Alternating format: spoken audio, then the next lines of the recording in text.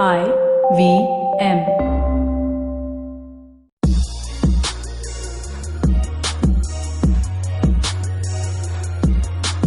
Hello, everybody. Welcome to a special episode of the Colaba Cartel. I've got Abhishek and Gauri with me. We're going to be talking a little bit about how Misty played out and what's new in the world of their restaurants. And hey, Gauri. Hi, Abhishek. Welcome to the Hey, show again. It's your show, so welcome to your show. hey Hey, guys. Amit.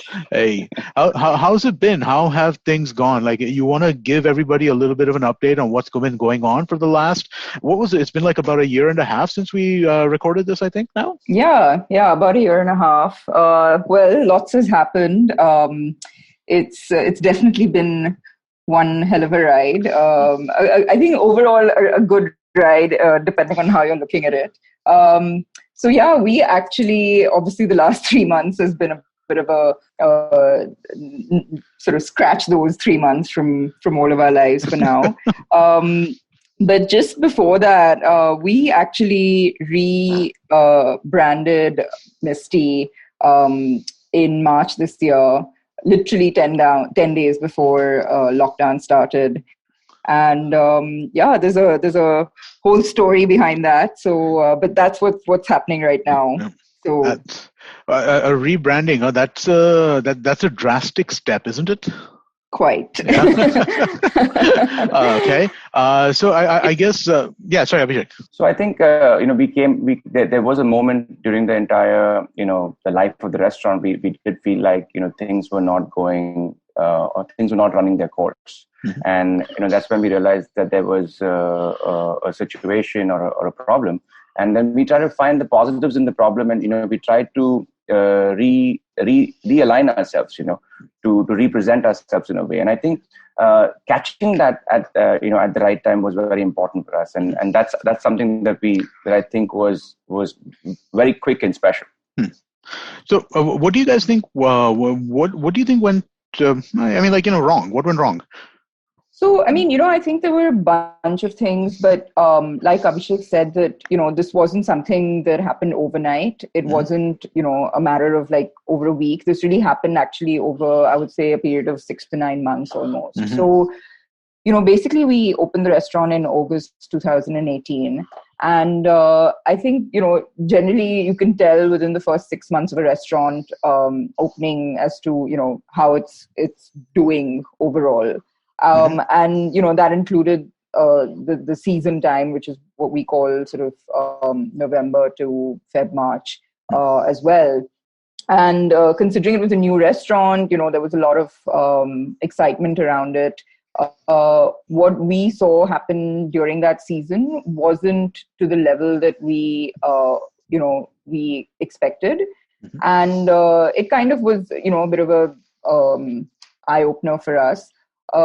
And we did constantly make a few changes along the way to address things that we felt were not going down well, maybe with our diners. So just for example, we wanted to create what we call an adult space and keep the age limit to I think it was 21 and above at the bar, to kind of not That's correct. end up hanging out with your sort of teenage niece, for example, on a Yes, a Saturday common night, problem. right? Yes. And so we really felt that there was a need, there was a gap that this was filling, and that was that. For example, that was one of the things that we got a bit of pushback on. So we found that people did want to be out with their families. Maybe 21 was too old, and they were like, "Well, I've got an 18-year-old, and isn't that Right. okay?" And so we just found that the idea at the end of the day with the restaurant is to be hospitable, to be inviting, to be welcoming, and maybe Bombay isn't sort of ready for that that sort of restricted scene yet. Right. And so there were a few things that we were able to, another thing is that I don't know if you recall when you came, but there's the beautiful bar downstairs, Right. which we, and we really invested in a fantastic bar program with Jeremy, who was on Right. Yeah, the I remember show. that. Yes. And yeah, and our cocktails were sort of really, I would say, the best, one of Mhm. the best in the city. And, we had great feedback on that too. And for that reason, we wanted to keep that bar area as a bar and not become, part of the dining room in the sense of where you could eat as well. And again, what we found was that, and this was all kind of new to, I think, all of us, right? Because we hadn't, we hadn't done this kind of a space before.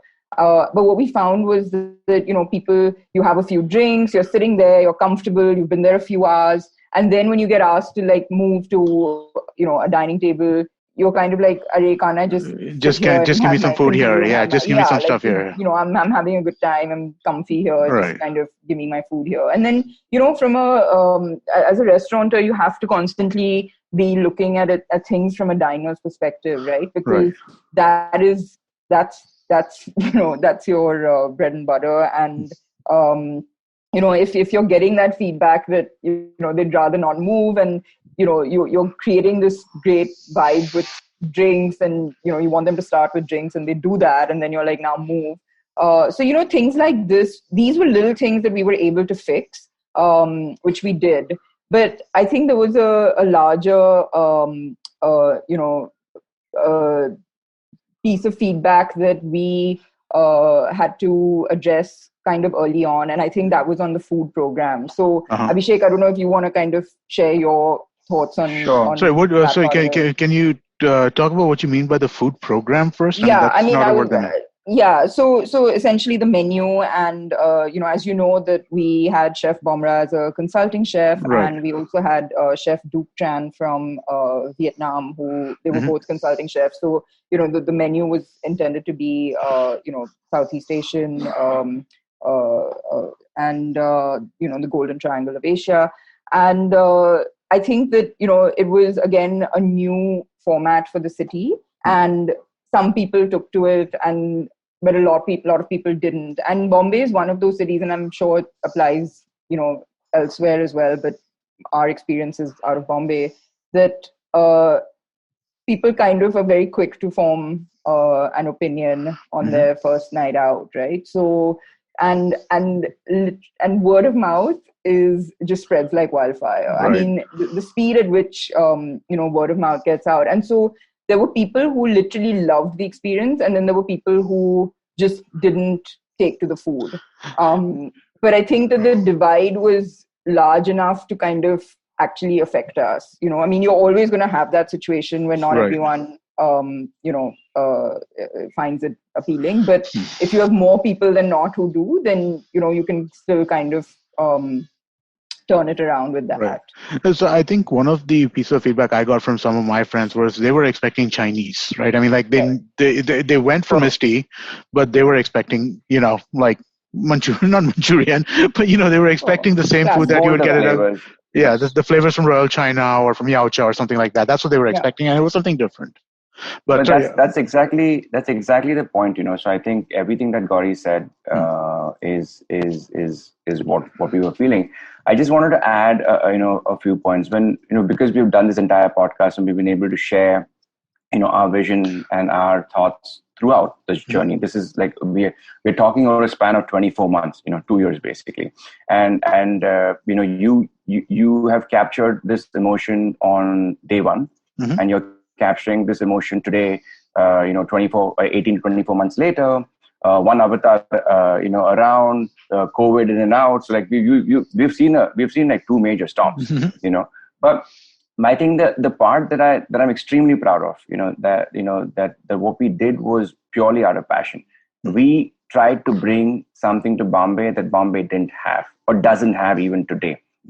We still believe that there's a gap in the market. We still believe that the Misty is a product. Just let's talk about the overall experience. Let's not talk about isolate things. Yes, there were mistakes on our end, and there were things that we could have done better, or we could have understood better and presented ourselves better.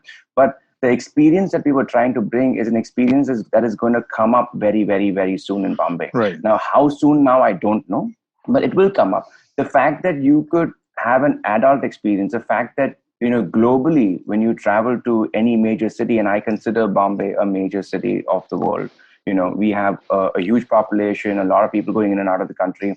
And when I see that population, wanting to have an experience which is adult, where they can sit back, relax, feel good about themselves, have things that they are excited about, not constantly be in the comfort, be intrigued by something, be jazzed about something, feel sexy about something.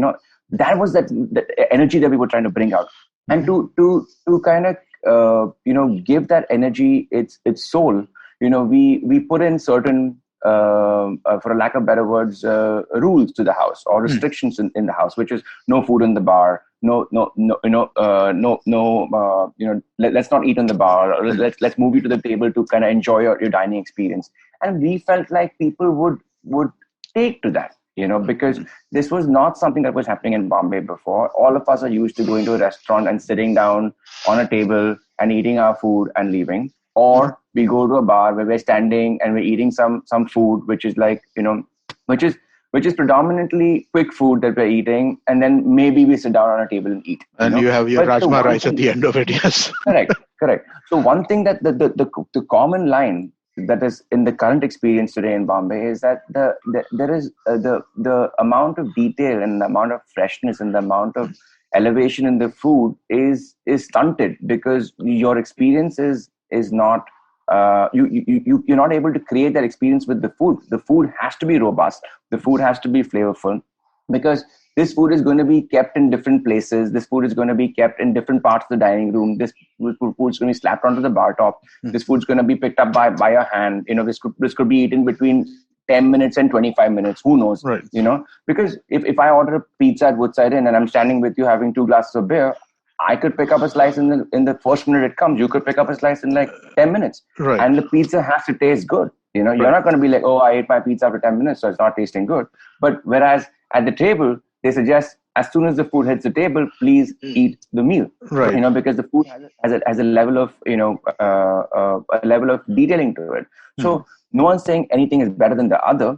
But the point is that we felt like we could deliver that experience in different parts of the location. Now, when I also look back, and this is something that Gauri and all of us have spoken, I think the space that we had probably and the experience they were trying to deliver was a little small for that space. Maybe maybe if we had just I'm just speaking out loudly. Maybe if we had a 5,000 square feet location, and then we had 1,000 square feet bar area where people, like in Bombay, could hang by the bar, could have their pockets, could have a little more of the food that they also desired. At the same time, we could carry forward the cocktail. Yes, it could be. But our idea came from intimacy. Our idea came from sexiness. Our idea came from that quaint little spot in Colaba. Right. And maybe on a higher level, if I have to make a comment, is that I think we drove a lot of passion into the brand. And maybe we drove passion into the brand into specific aspects that was probably over-delivered, and that over-delivery maybe got complicated for people to understand, right? And that's where we're coming from. So quickly jumping to the food part of it, right? That we were talking about. Our idea always was to focus on a region of Asia, which was not really explored in entirety. Was explored, but not really explored in entirety. We took the best chefs, in the business. Jay, Gauri, Pankaj, Sumit, me. We went to Vietnam. Our chefs trained in Vietnam. We took Chef Bamra, who has this amazing talent of Burmese food, but cooked in London and also has been in India. So it was like a great mix of people that had come together, and I'm extremely proud of how we were able to bring that group together. And I thought it was really impressive, right? I mean, there is this saying about how you should ensure process over outcome, right? Because you cannot control outcomes, but you can control processes. Correct. And I feel like when I was talking to you guys, when we were doing this, you guys had thought through this stuff really deeply and really carefully. So, I mean, the process was there. Sometimes you can't help the outcome. I guess that's this. Correct. And we obviously, when we look back at it right now, I mean, several, lakhs and lakhs of rupees in, and, several months into the situation, I think that we still, feel we're not we're not broken from the situation. We've obviously already taken the best foot forward. May 13 already exists. It's like a fantastic new restaurant. There's so much going for it. Like, we're already on the right foot again. And we've learned a lot from this lesson. But we know for a fact that the avatar of Misty for Bombay is not very far away. Okay. So let's come to the lessons learned in a minute, right? But let's talk a little bit more about May 13, right? Let's kind of talk about what that's going to be, how that's different from Misty is, what the contrasts are, but more importantly, what it is. What do you see that restaurant is? So, that's essentially what your friend probably expected when he came to Misty. That's probably going to happen right now. It's quintessentially really high quality Cantonese food. Okay. So, that's what it is. It's your comfort food of dim sums, great rice, noodles, basically all the things that we love about Chinese food. Right. But authentic, not sort of what the Indian Chinese. No Manchurian. No, maybe not that. But Gauri, for May 13, a highly chef-driven, a fresh produce-driven, seasonality-driven, ingredient-focused, Cantonese food, which is the need of the hour right now. It's just basically the next step up. It's not like 3 steps up. It's the next step up. Right. So I think the concept of this came from. I think, realizing that, yes, we had established a great bar program, but food is king, when you're not a bar and you're a restaurant, food is king.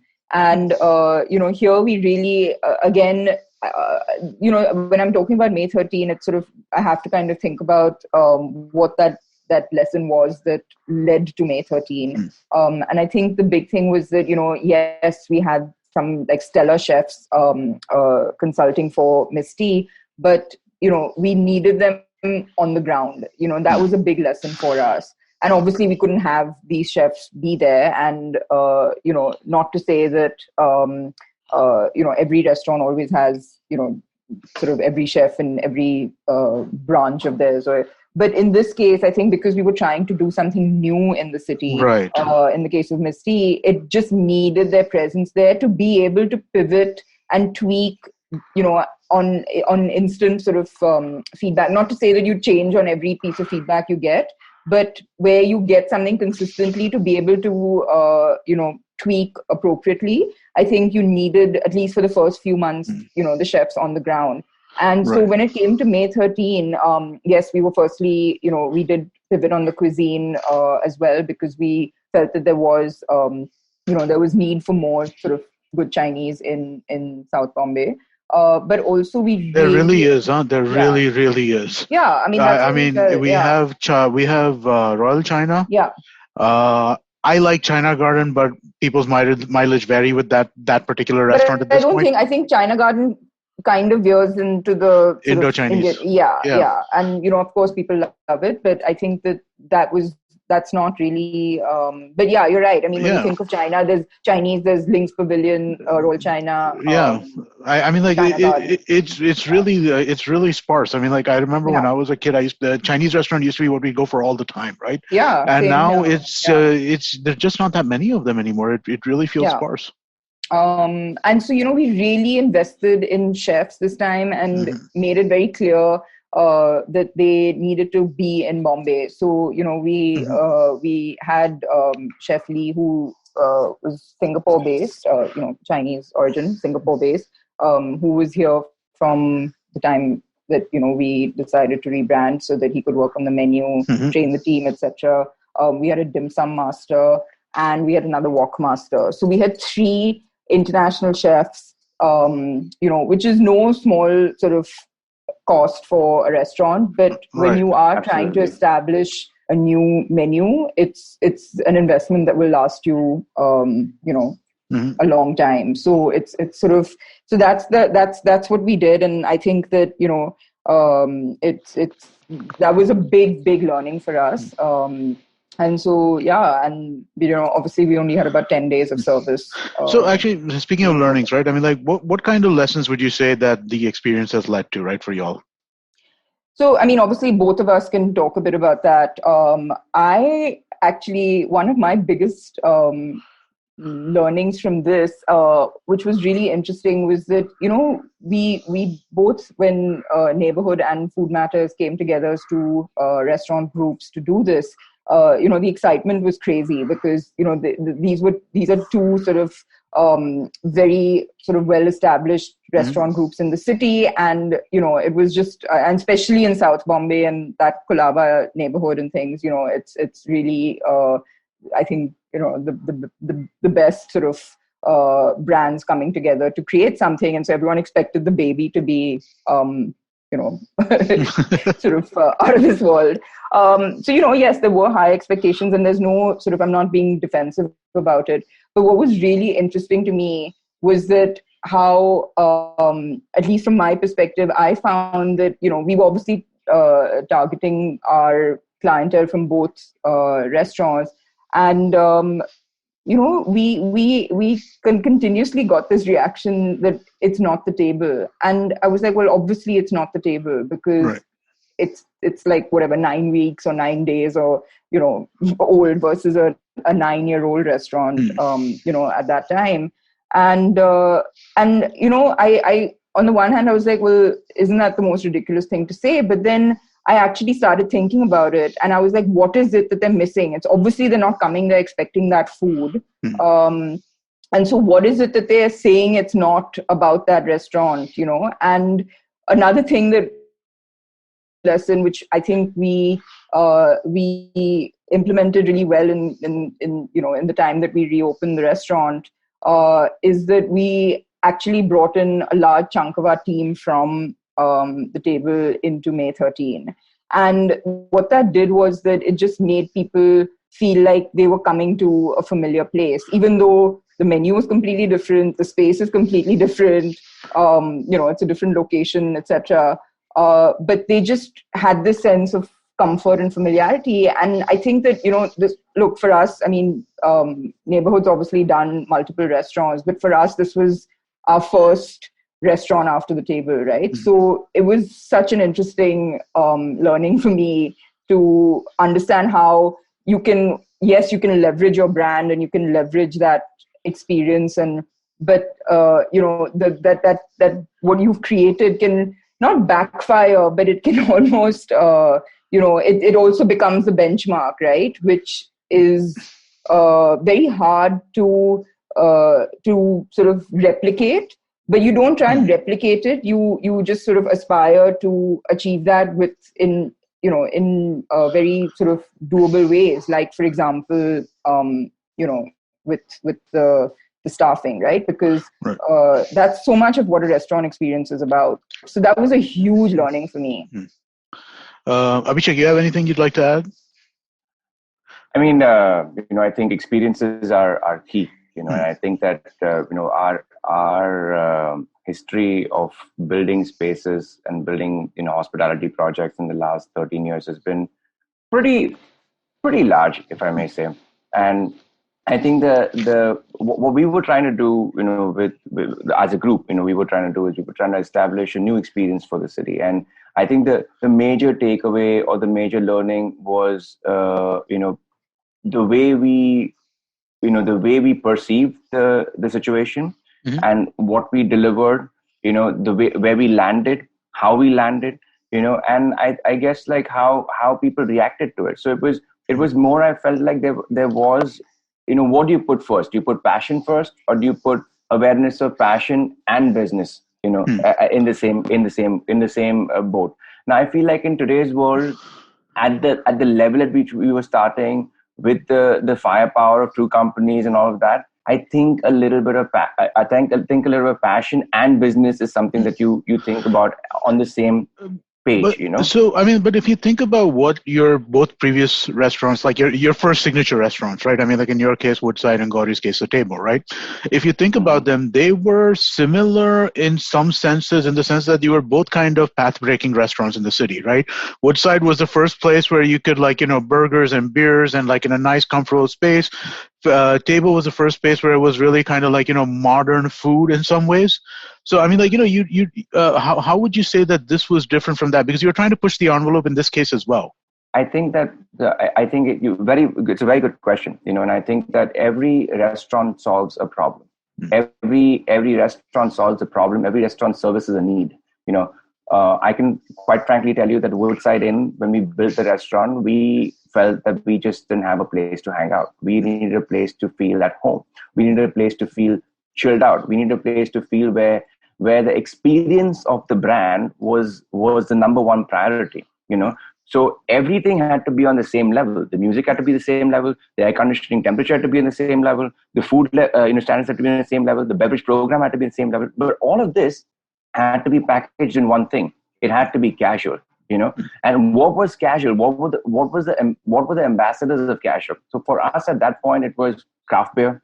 It was easy comfort food. For us, we zeroed in on the burger. We thought that, versions of rock was comfort to us, because that was our background. That's where we had grown up and come through ghetto, or come through Totos, or come through these, the clubs and things like that we had basically lived that, life, and we had seen certain things on our experiences overseas, and I felt like, when we did Misty, or for the matter, table, I've been a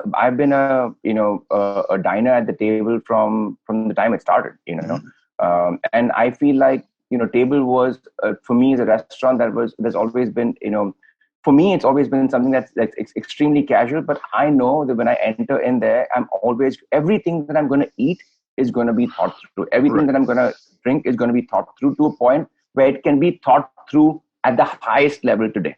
And that is something I go in expecting at the table. So whenever the chef says, "Hey, try this," I'm taking for granted that they've already thought through this not once but 10 times before they bring this thing, on this table. So I think when we built Misty, we probably were not servicing a need or solving a problem that existed. Maybe it was a problem that we perceived is there, but it probably was not there yet. Right. We're pretty confident that it will be there.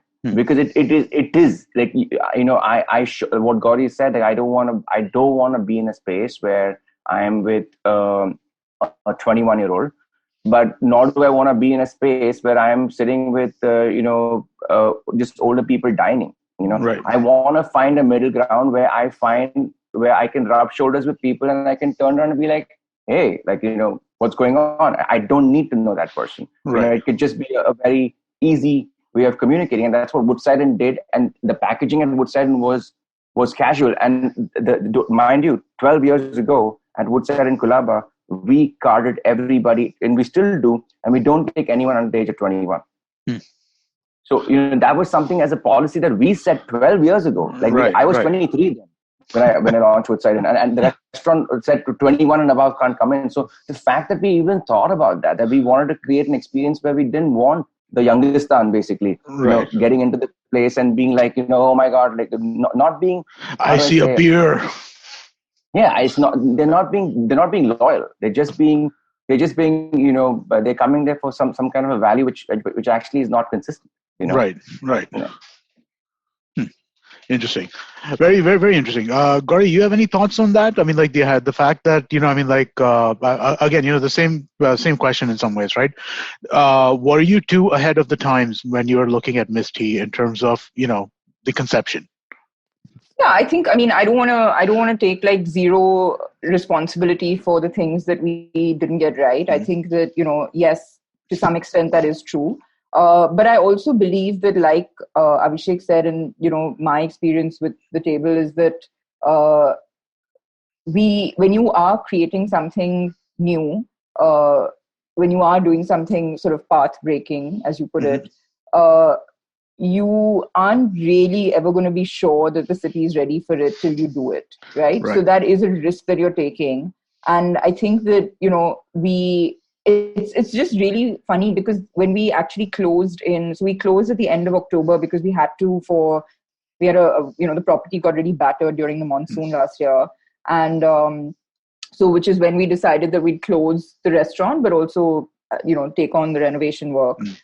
And the number of people who were then saying, "Oh my God, I can't believe you closed. Why have you closed? We love Misty. We love the food." And I'm like, it was just this very, very strange time It for us. I was, mean, yeah. it's one of those things where you can't really, you have to kind of then, once you make a decision, also stick by it. But every time we'd get these messages saying, "Oh my God, I love Misty," and like, "Why is it closed?" And, this, that, and the other. I'm sure you were thinking, why didn't you come more often, right? I mean, like, Yeah, I was like, well, where the hell were you when we were open, right? No, You just I'm said it. You guilty. just said it. I'm guilty of that too. I Yeah. missed the restaurant. The second was, Yeah. and No I wonder when you came. can't have it, basically. Yeah, no, I came. I think so. I came 3 times, out of which twice I was there as your guest. Yeah. So I mean, like, Yeah. I came there and I paid money only one time in the year that you were open, which is probably not the best thing to do if you want to support a restaurant. Yeah. No, and it's not. That's the thing. Like, you don't want people coming because they're supporting us. You want people No, but to it come was a because good. they're It was good food, right? I mean, like, I Yeah. like the food over there, Yeah. but I would say that, I mean, like, in my mind, it's probably food that I'm gonna eat 3 times a year, 4 times a year. Yeah. It's not food that, like, I'll go to a Chinese restaurant. Like, now that it's a Cantonese restaurant, I might be there like every month, right? Yeah. Because that, I think, But that's the thing that, it's something that I think we felt that was comfort food. We felt that it was a kind of meal that, it was light and it was fresh and, you could eat it. That's, Vietnamese food, right? Like, you have your pho and you have, it's the kind of thing that they eat every day for breakfast or lunch or whatever. And we felt that, but we also realized that, the palate of this city requires much stronger flavors. They enjoy strong, and I don't mean spicier food. I just mean stronger food. So the Manchurians that everyone loves, and the stronger, like, soy sauce and things that you love about the Chinese food. It is something that you can't pretend that doesn't exist, or you can't force people to change that palette overnight. How much of a problem do you think it is? Like, I'm thinking about my own behavior in this context, right? I would suggest Misty to friends generally more like with the idea that, let's go grab a couple of drinks and then we'll eat after that.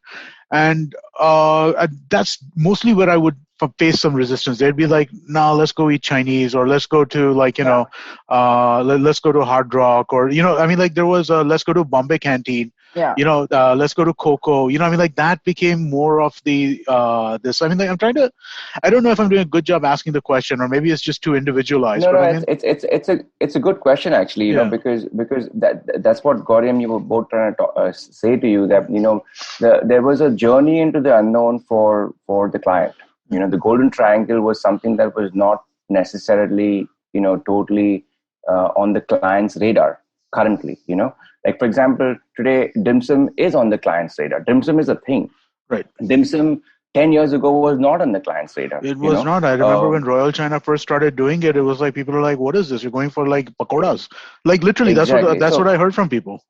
So I think there's always a first time for these things, and I think that there were too many things that were not on people's radar with Misty. And I felt like the people who were, and that's the point that Gauri and me are talking about, the adult experience, the experience of coming to a place and the place having that intimacy, having that delicate feeling, having that freshness in thought, having that high level of service, having that love and care to take care of you, that was something that maybe we made an error, like I said to you, that maybe the space was too small to push in so much of passion into it. Right. And then if you ask a group of 10, it's very hard for 8 people to be like, let's go there. At Bombay Canteen or at Woodside Inn, for that matter, or any of these restaurants, there are like hey, I'm vegetarian, I'll have a margarita. Margarita, if I want a gin, maybe they'll do it here. It is that level of ease, the level of comfort that comes in. It's amazing. Like, I feel like it's amazing, but this was not at Misty. Like, Misty, we were focusing on other things. What was really interesting, another thing was that, so obviously we're very close to, a lot of the hotels in Colaba, right? Mm-hmm.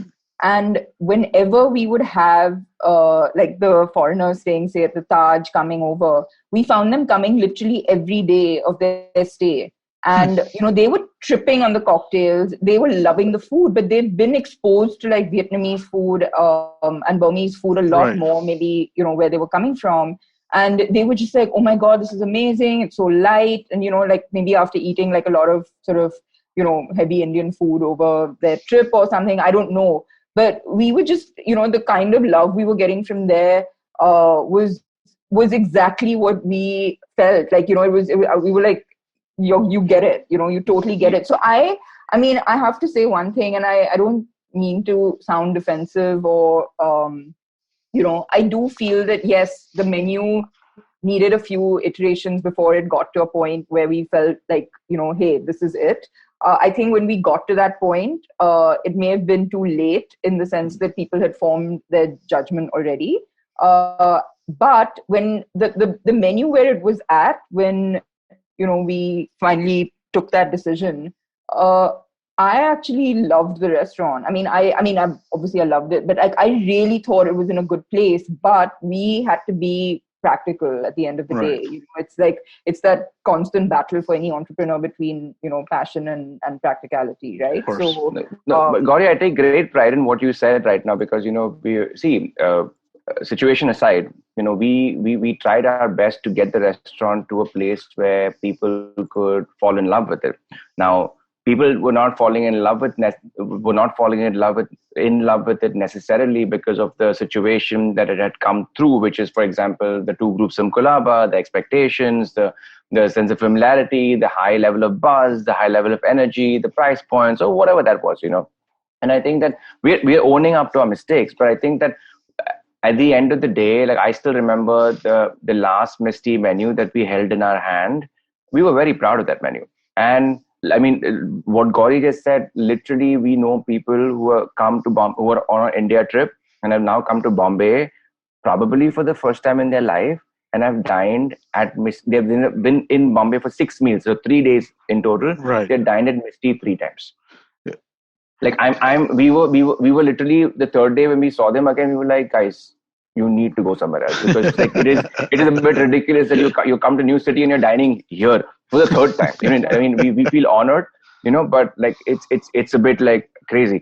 That said, we also on the last closing week, we had the Consul General of America, we had the consulate people from the US consulate come in back to back 2 days. That means somebody dined. For whatever reasons, went back, literally told the next person, and next night we had another team coming to dine. So people who got it. Like people, our regulars were our regulars. They were there just enjoying themselves. Yeah. So.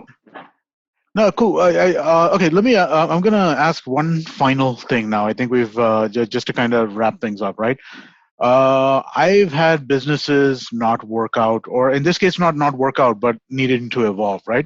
How do you prevent conflict in this case? I mean, like given two strong groups and stuff like that, how were you guys able to like not get at each other's throats? Because I mean, like clearly now you've moved past it, but I'm sure like, passions were high when choices were being made a year ago or 6 months ago. So, I mean, obviously, Abhishek, you give your perspective on this as well, but I think I'll admit it. So just going back again, Abhishek and I were friends, and then I think we kind of brought our respective partners into the project, after kind of being, deciding very sort of briefly that I think we can do something together, right? So for me, this entire collaboration actually stemmed from a friendship, and it was very important to me personally that stays intact, but I think there's no doubt that we had a lot of debates. We had a lot of heated discussions about what to do, and but I think that the important thing is that throughout this time there was still a lot of respect for what we all brought to the table,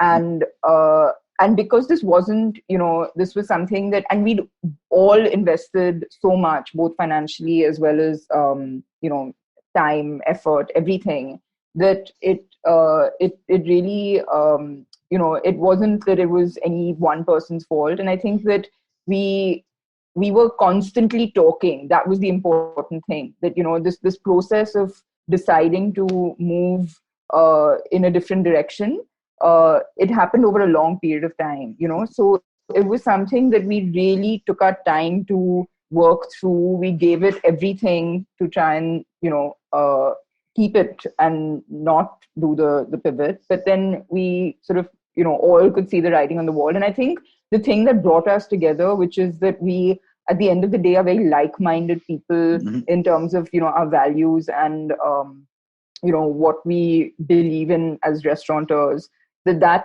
sort of, I think, kept it going where, that didn't change. That fundamental thing for me, in my opinion, didn't change. It was just that we had to, figure out a practical way to move forward. But that fundamental sort of, personality didn't change of the group. Well said. I mean, Amit, I just tag a small line out, to what Gauri said. I think we have a lot of respect for each other's work. We have a lot of, we are very professional as a group, as both groups basically. There's all this friendship aside, and we're very practical business people. We have a huge responsibility we carry for the time, finances that all of us are dedicated, which includes like the full group of people, the gamut of people that we have with us. I think we care a lot about that. We carry that responsibility on our shoulders, and we want to do the best. For us, the restaurant comes ahead. When I say us, means all five of us. The restaurant comes ahead of everything else, So we have to do whatever best it takes for the restaurant to win. And I think the part that I cherish the most of this entire thing is that, we are still the same. We are like Gauri and me are still the same people. We still talk the same. I mean, our frequency of communication might be a little low because we're busy with like so many other things. But when we talk, or me and Jay talk, or Jay and Pankaj talk, or Pankaj and Sumit and Gauri talk, it just starts off from where it just left off. So it's not like something there were cracks that perform. In fact, there was the position was even further solidified, and that's what I have enjoyed the most. And the journey is just beginning. I mean, we're waiting for the situation to fall back in place, and we're waiting for everything to fall back in place. May 13 is a blockbuster effort, and I think that I think as a group and with Gauri and Jay in lead for this entire thing, I think we are in it to win it basically. We're in it to do our best.